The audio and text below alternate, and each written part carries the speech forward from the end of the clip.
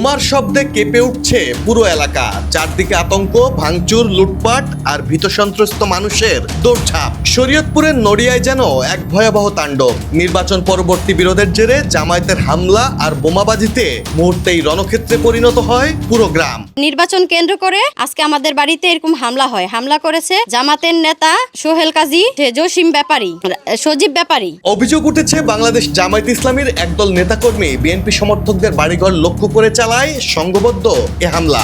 স্থানীয়দের দাবি, দেশীয় অস্ত্র আর তাজা বোমা নিয়ে শত শত জামায়াত নেতাকর্মী হামলা চালিয়ে ভাঙচুর করে বিএনপি নেতাকর্মীদের প্রায় 40টি বসতঘর। শুধু ভাঙচুরেই থেমে থাকেনি, লুট করা হয়েছে নারীদের স্বর্ণালংকার, নগদ টাকা, এমনকি গবাদি পশু।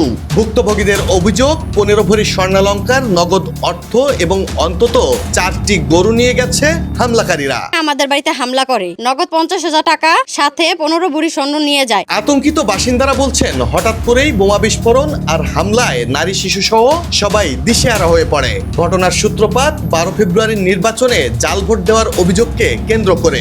নির্বাচনের দিন থেকেই দুপক্ষের মধ্যে উত্তেজনা ছিল, যা শেষ পর্যন্ত রূপ নেয় ভয়াবহ সংঘাতে। পুলিশ জানিয়েছে এ ঘটনায় অন্তত 10 জন আহত হয়েছেন এবং 10 জনকে আটক করা হয়েছে। ঘটনাস্থল থেকে উদ্ধার করা হয়েছে জামায়াতের ছোড়া বেশ কয়েকটি অবিস্ফোরিত ককটেল। এখন প্রশ্ন, নির্বাচনী বিরোধকে কেন এমন ভয়াবহ সহিংসতায় রূপ দিল জামায়াত ইসলামী? আর নিজেদেরকে ইসলামী রাজনৈতিক দল দাবি করা জামায়াত এতগুলো পরিবারের ঈদ আনন্দ মাটিতে মিশিয়ে দিয়ে কতটা সওয়াব কুড়ালো বা দিনের পথে কতটা এগুলো, সে প্রশ্ন এখন গোটা দেশবাসীর। Desk report, politics BD.